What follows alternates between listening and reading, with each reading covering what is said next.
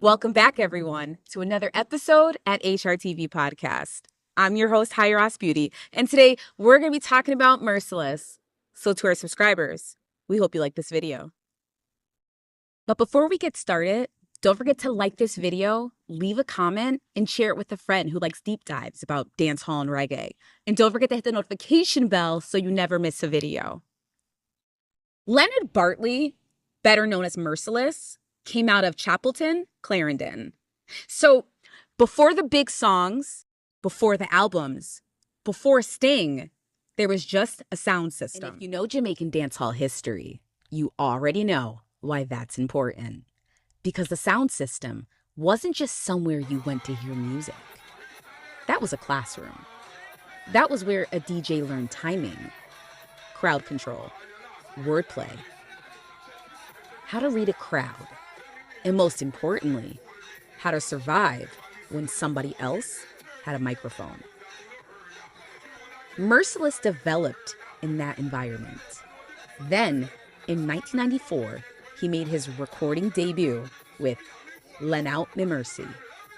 And apparently, the song did not creep into dancehall quietly. Stone Love played the record at a House of Leo dance, and Wee Pow reportedly pulled it up 9 times. 9. At that point, you already know the crowd had decided, who is this? And just like that, Merciless had arrived. Then came Mavis, and this song became one of the defining records of his career. Mavis was recorded on the same rhythm associated with Shaggy's Boombastic. And the Jamaica Observer reported that Mavis became the top reggae single in Jamaica in 1995.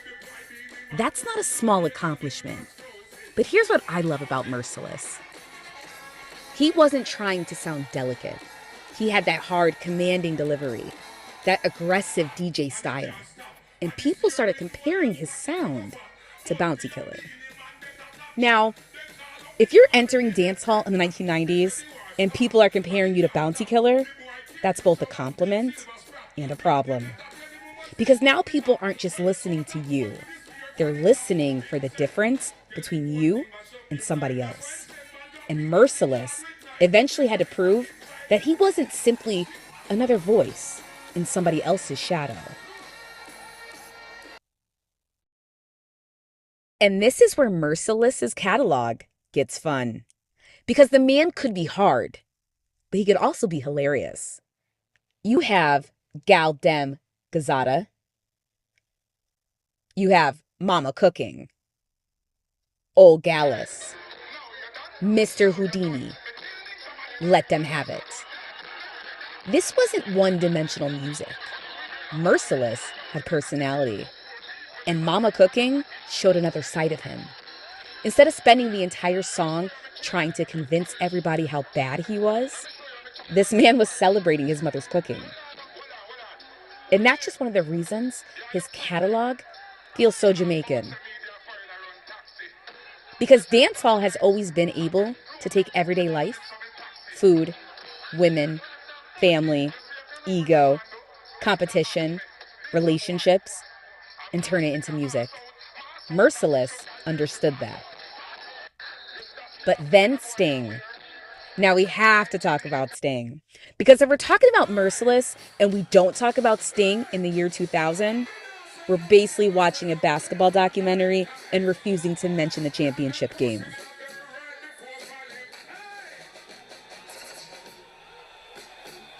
This was the moment that permanently attached Merciless's name to dancehall clash culture. But here's the part people sometimes leave out. The legendary 3-against-1 situation wasn't exactly how the night was planned from the beginning. According to Sting founder Isaiah Ling, the clash was initially supposed to involve Ninja Man. Then things escalated, and suddenly, Merciless found himself standing in front of Ninja Man, Bounty Killer, and Beanie Man. 3 heavyweight names. 1 Merciless, and he stayed. He fought, he answered, he kept going. And he came out of that confrontation with one of the most talked about Clash victories in dancehall history. That performance helped cement the name Warhead. And if you were anywhere around dancehall at that time, you knew exactly who they were talking about. Something about clash culture that outsiders don't always understand. A clash isn't just somebody saying mean things into a microphone. It's timing, confidence, memory, knowing exactly when to attack, and knowing when to let the crowd finish the sentence for you. Because the crowd is part of the battle, and Merciless understood that. He knew how to make a moment, and Sting 2000 became the moment. You can argue about who won. You can argue about who said what. You can argue about the details, but you cannot argue about one thing. Merciless became part of the dancehall history that night. But here's the thing about winning. Sometimes winning the battle isn't the same thing as winning the war. And that becomes one of the most fascinating parts of Merciless's career. Because after Sting 2000, you would expect everything to explode. The international opportunities, the albums, the massive crossover, the endorsements, the whole 9 yards. But Merciless never became the household name on the level of some of the other artists from his generation. And that is where the story becomes complicated. His longtime manager and friend, Harville Gaddafi Hart, later expressed his belief that Merciless had not received the recognition he deserved from the industry. That's his perspective, and it's important to say that clearly, because when somebody dies suddenly, people naturally start looking for an explanation. But sometimes, the most honest answer is, we don't know. Merciless was found dead at a guest home in Kingston on July 19th, 2022. He was 51. Police said no foul play was suspected, and the post-mortem examination was inconclusive. So rather than turning his death into speculation, let's talk about his life. Because that is where the real story is.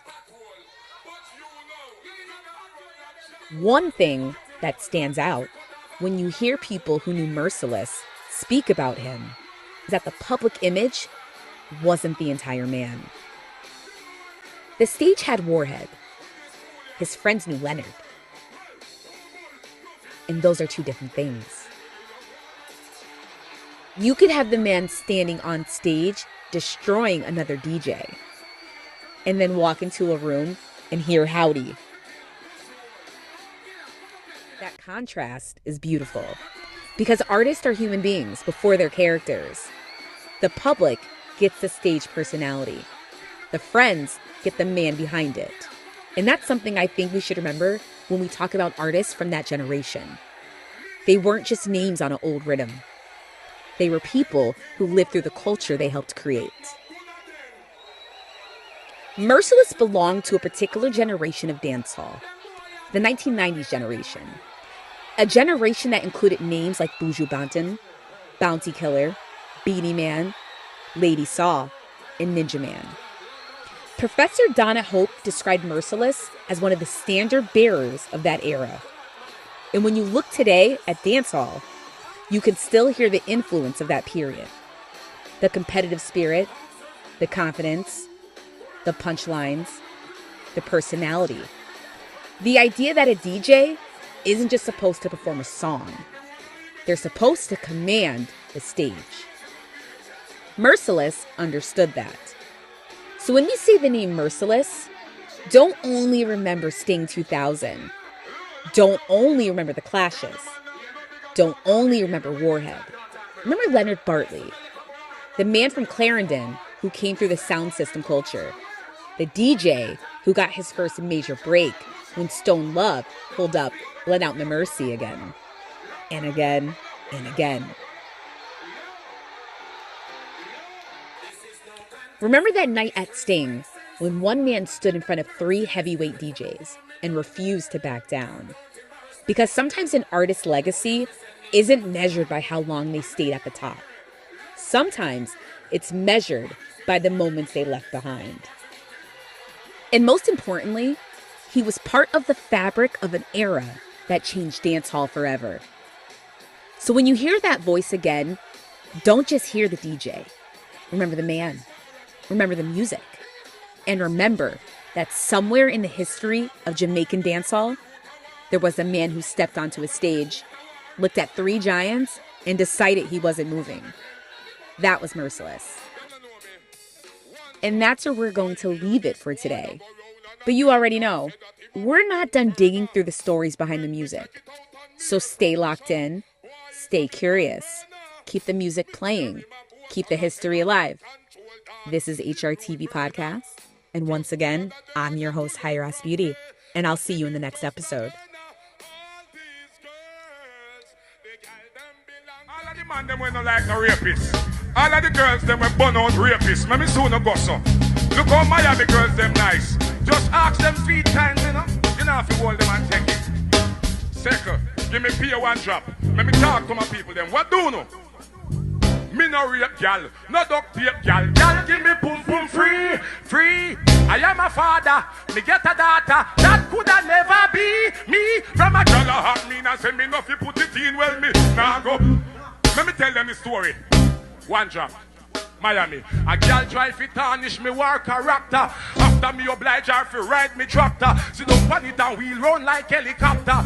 Never know me cocky curve like protractor. So me leather it under me chin and vodka. Take me circle.